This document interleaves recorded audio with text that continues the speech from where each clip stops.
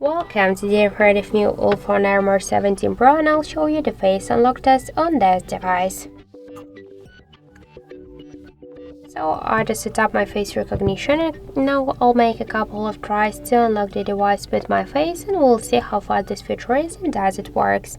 So let's start. 1, 2, 3, 4, 5. So as we can see, the face unlock option, face unlock method works fast and correct, and will just successfully unlock the device less than in 1 second. So this is the good result for the face unlock. I just suggest you to try this unlock method, but don't forget that the face unlock is less secure than the passcode or pin code unlock methods.